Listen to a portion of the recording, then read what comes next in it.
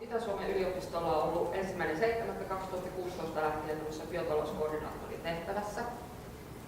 Ja koulutukseltani olen täältä metsäalalta ja Itä-Suomen tai silloisen Joensuun yliopiston tohtoreita. Ja sitä kautta päätynyt tähän myöskin koulutusmaailmassa minun ammatillisen opettajan pätevyys. Sitä kautta tullut tehtyä kaikenlaista opetukseen ja opetuksen kehittämiseen liittyvää ja sitten kansainvälisiä projekteja 10 vuotta ympäri maailmaa. Ja nyt sitten rantautunut tähän biotalouden ääreen. Ja tämä, että mitä biotalous tuo mieleen, mitä se on, niin se on yksi isoimmista kysymyksistä oli silloin, kun aloitin tässä tehtävässä. Ja se oli iso kysymys jo yliopiston sisällä. Ei tarvinnut mennä kuin lääketieteen tiedekuntaan tai jonnekin muualle, joka ei niin suoraan ollut tekemisissä luonnonvarojen kanssa, niin oli suurin piirtein ensimmäinen sana, että ei meillä ole mitään tekemistä sellukeiton kanssa. Ja minä vaan totesin siihen, että tosi hyvä, koska biotalous ei ole pelkkää sellukeittoa, että katsotaan mitä kaikkea se voisi olla. Ensimmäisenä tulee tietysti mieleen biotaloudesta riippuen henkilöstä, mutta nämä vedet ja yhteydet vesiin ja sitä kautta vihreä vesi, tai sininen biotalous. Metsäbiotalous on niin sanottua vihreää biotaloutta, mutta siinä on voimakas kytkentä esimerkiksi metsien käsittely- ja valuma-alueiden kautta vesistöihin. Sitten on näitä uusia tuotteita, terveystuotteita, ruokaa, kaikkia mahdollista metsässä. Ei välttämättä pelkästään puusta, vaan yleensä metsästä. Siellä on paljon muitakin kuin vain puita. Tuossa on tuo kuusen kerkkä yhtenä esimerkkinä. No sitten tietysti perinteinen metsänhoito ja metsätalous, kaikki ne puolineen kuuluu siihen. Koivu on hyvä esimerkki biotalouden monipuolisuudesta. Paitsi että siitä on vaikka energia- tai selluteollisuuteen, niin siitä on myöskin lääketeollisuuteen, ksylitoni ja mahlaan kaikille tuttuja tuotteita. Eli koivu on varsin monipuolinen raaka-aine itse asiassa. Retkeily, matkailu, josta Henna sitten, koska matkailupuolesta varsinkin pitää myöhemmin esityksen. Ihan ruokatalous, terveellinen, turvallinen, kestävä ruoka. Energia, ja tässä tapauksessa tuo kuva kyllä liittyy jo vähän tuohon retkeilyyn ja virkistyskäyttöönkin. Metsästys. Tätä kuvaa minun on pakko mainostaa. Siinä on mun mieheni ja hänen tuossa kuvassa 1-vuotias koiransa. Ja mä olen erittäin ylpeä siitä, miten hienosti se kulkee ilman hikkaa tuossa rinnalla. Jätän yleensä mainitsematta, että ollaan jo muutama tunti kävellyt tuossa vaiheessa. Se on myöskin hieman väsynyt. Tosiaan puupohjaiset energiaratkaisut. Hakkeena tai ihan pilkkeenä. Hakekuva on tuolla reunassa, tai tuosta tavarasta tehdään se hake. Ja sitten ihan tämmöinen luonnon monimuotoisuus, luonnon arvot itsessään, kasvien arvot, eläinten olemassaolon arvot, tällaiset kysymykset. Ja sitten modernia puurakentamista, kaupunkirakentamista. Kaikki nämä kuuluu biotalouteen, eli kun lähdetään laajasti ajattelemaan, niin se on hyvinkin moninainen käsite. Me on ihan tarkoituksella jättänyt tästä sellutehtaan kuvaan pois, koska me on kurkkuaniloita täynnä sitä, että se on se sellu aina ensimmäisenä ihmisten mielessä. Ja sitten lääketiede ja lääketieteen ratkaisut. Eli se on hyvin monitasoinen ilmiö. Ja kuten tuossa nyt kävi esille, ruokaenergia, metsäteollisuus laajasti käsitettynä. Ja erityisen tärkeitä on tuolta metsäteollisuudesta tulevat kiertotalouteen liittyvät sivuvirrat ja se, mikä on toisen jäte, voi olla toiselle arvokas raaka-aine. Ja näitä rajapintoja haetaan tässä biotaloudessa hyvin paljon. Muut biomassaan tulevat tuotteet palvelut viittaan vaikka ruokaan, lääkeaineisiin ja vastaaviin. Ja myös ei-aineelliset tuotteet ja palvelut, hyvinvointi, terveys, matkailu, virkistyskäyttö ja muu vastaava, joka on niin kaikkien saavutettavissa parhaimmillaan ihan ilmaiseksi. Ja tosiaan nämä tieteellisten läpimurtojen alueet, ne tulee näistä rajapinnoista silloin, kun kaksi tieteen alaa jo kohtaa. Eli se on nimenomaan biotalous ja metsäbiotaloudenkin semmoinen, mikä meidän on nähtävä meidän maassa ja myöskin Itä-Suomen yliopistossa ja koko tällä alueella, joka on hyvin tämmöinen, Itä-Suomi on erittäin metsäpainotteinen alue, niin se on se vahvuus. Ja sitä ei edelleenkään osata vielä tarpeeksi rummuttaa ja tuoda esille. Ja kaiken kaikkiaan pyritään tähän päätöksenteon tukena olemiseen niin, että päästään kohti näitä hyviä päämääriä. Eli se on kohti kestävää taloutta vielä pieni. Sitten meillä on olemassa tämmöinen kansallinen biotalousstrategia, jossa mainitaan nämä uusiutuvat luonnonvarat. Ja se, miksi metsäbiotalous on Suomessa semmoinen iso juttu, on se, että meidän suurin ja tärkein luonnonvara on metsä, uusiutuva luonnonvara. Ja sen luonnonvarojen käyttö tuotteeksi, palveluiksi ja nimenomaan kestävällä tavalla. Ja koska puhutaan biotaloudesta, niin totta kai työllisyys- ja rahakysymykset on aika vahvasti mukaan. Ja tosiaan meillä ne raaka-aineen lähteet on maaperä, metsät, pellot, vesistöt, metsät suurimpana ja tietysti vesistöt. Ja paitsi, että puhutaan siitä raaka-aineesta, sen tuottamisesta, hyödyntämisestä, niin siihen tarvitaan myös niitä teknologioita. Pyritään sellaisiin puhtaisiin teknologiaratkaisuihin. Eli ne tavat, millä me käsitellään sitä raaka-ainetta, ei lisää kuormitusta, vaan pyritään päinvastoin vähentämään sitä. Eli tuo vihreä kasvu on tavoitteena. Ja resurssiviisaus on yksi tärkeimmistä asioista. Ei tuhlata niitä luonnonvaroja, vaan käytetään viisaasti, kierrätetään tehokkaasti. Tämä kiertotalouskysymys on sellainen, mistä se riippuu vähän, että keneltä kysyy, että onko biotalous osa kiertotaloutta vai kiertotalous osa biotaloutta. Minä olen itse muodostanut itselleni mitään jyrkkää kantaa asiaan. Se riippuu katsojasta ja näkökulmasta. Minusta ne on asiat, jotka kytkeytyy hyvin vahvasti yhteen ja kulkee ehkä rinnakkain. Ja sitten se, mitä kohti meidän pitäisi mennä, olisi noin korkean lisäarvon tuotteet ja palvelut. Eli se, että me ei haluttaisi olla tämmöinen raaka-aineen lähde. Me olen esimerkiksi nähnyt yhden semmoisen EUn itäisten ja pohjoisten alueiden kehittämisstrategia, missä Itä-Suomen alueelle on merkitty metsätalous ja metalliteollisuus. Niin mä sanoin, kun mä näin sen strategian, että tämä nyt vähän pelottavasti viittaa semmoiseen Afrikka-asemaan, maan, että meiltä vaan otetaan raaka-aineita ja viedään muualle. Että kyllä meidän pitää kyetä niitä itse tuottamaan ja jalostamaan eteenpäin tällä alueella. Et siinä ei esimerkiksi mainittu IT-teknologiaa ollenkaan, eikä sitä kehitystä, joka on myöskin aika vahvaa. Ja sitten tuossa jo alussa mainittu tämä luontosuhteen muutos. Se on yksi sellainen tärkeä tutkimuksen ala, jota ei ole itse asiassa hirveästi vielä tutkittu. Se on vasta nousussa biotalousalalla.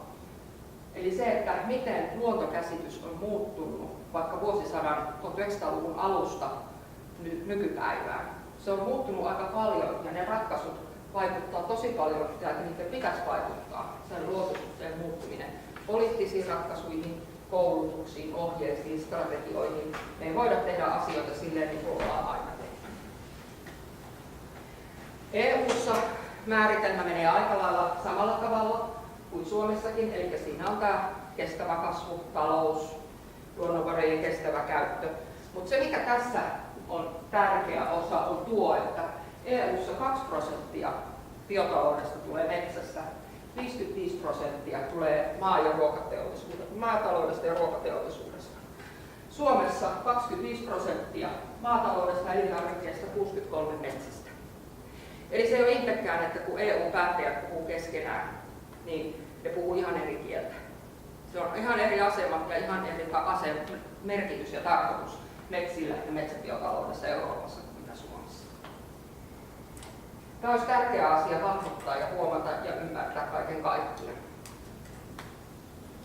No nyt sitten mitä tuo biotaloustutkimus sitten on? No se on monitieteistä tutkimusta.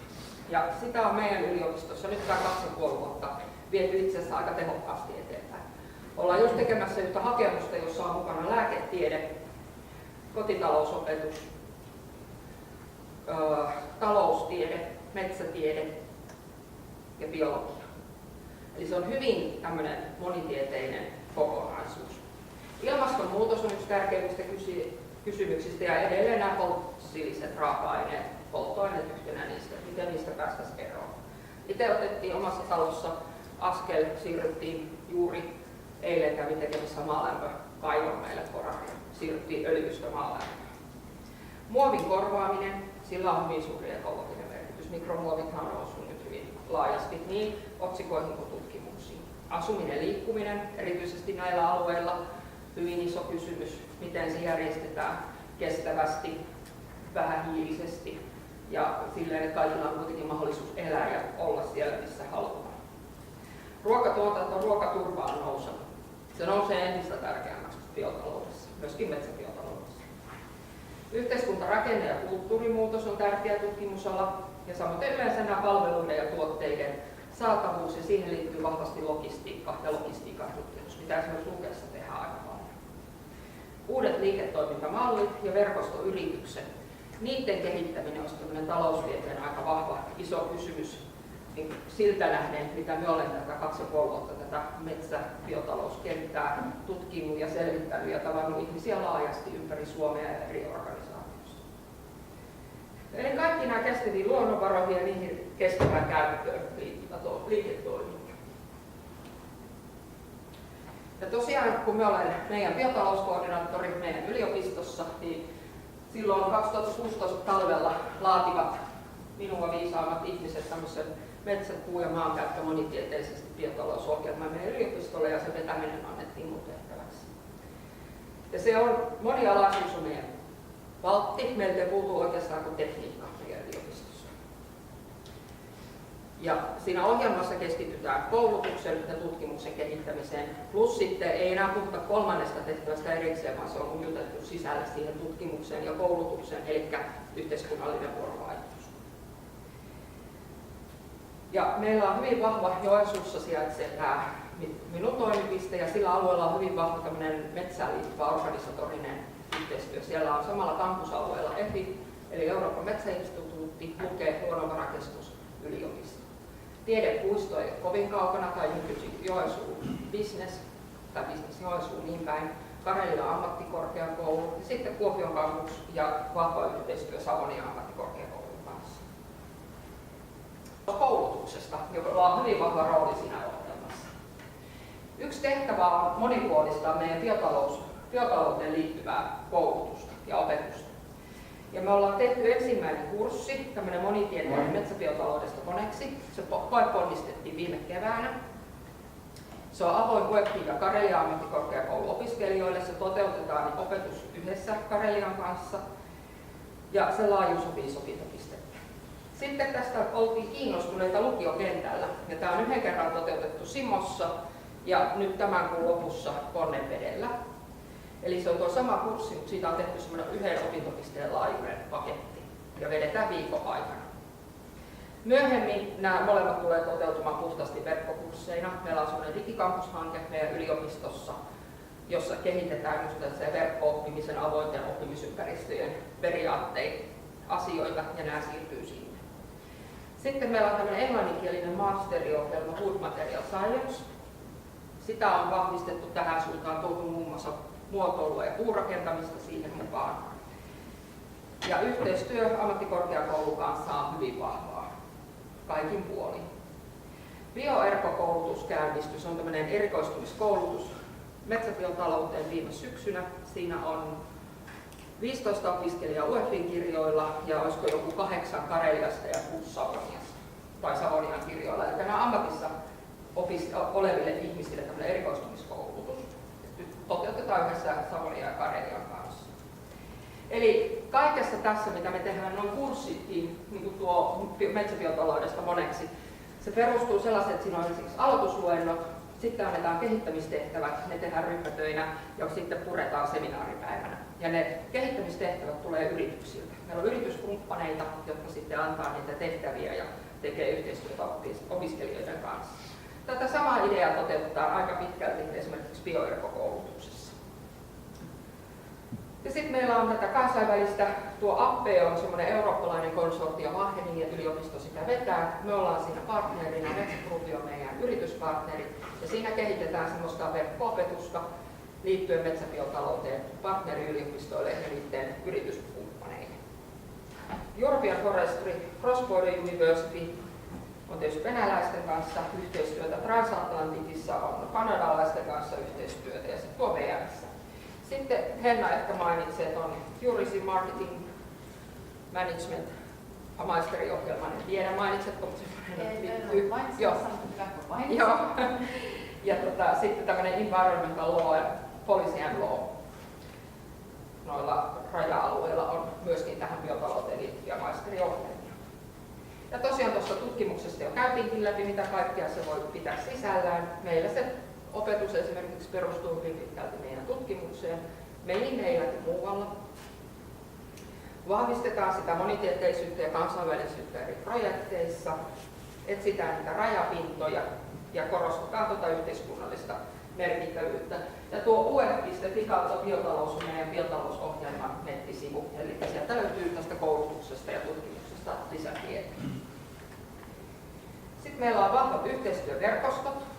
Tämä European Bioeconomy University Alliance on varsin uusi, ja ue.fi on ainoa pohjoismainen yliopisto, joka siihen pyydettiin mukaan. Siinä on Wageningen, Hohenheim, Agrotech Paris, POPU, eli itävaltalainen yliopisto. Sitten en muista ketä muita, mutta esimerkiksi Ruotsista, Tanskasta ja esimerkiksi Helsingin yliopisto, joka meille ilonlähde ei ole siinä mukana. Eli oltiin ainoa tämmöinen metsäyliopisto ja sen takia me ollaan siinä mukana, koska meillä on maataloutta, meillä on metsää opetetaan ja meillä on metsäbiotalous. Niin me oltiin hyvä täydennys sitten tuohon eurooppalaiseen konsortioon. Meidän johtaja on tänään juuri lähtenyt Brysseliin allekirjoittamaan tämän allianssin sopimusta, eli se on niin uusi juttu. Sitten on nämä meidän paikalliset kumppanit ja sitten on tämmöinen Green Hub-toiminta, joka kokoaa nämä metsäbiotalouteen liittyvät organisaatiot ja yritykset yhteen miettimään, että miten voidaan palvella yrityksiä, minkälaisia tarpeita siellä on, ja että yritykset tavallaan löytäisivät asiantuntijan mahdollisimman helposti. Yhteiskunnallinen vuorovaikutuskin on jo mainittu, avoimet innovaatioekosysteemit, Green Hub on vähän sitä, eli se tarkoittaa näiden organisaatioiden ja yritysten keskinäistä yhteistyötä. Ja me halutaan olla vastuullinen, yhteistyöhakuinen ja tehokas biotaloustoimi.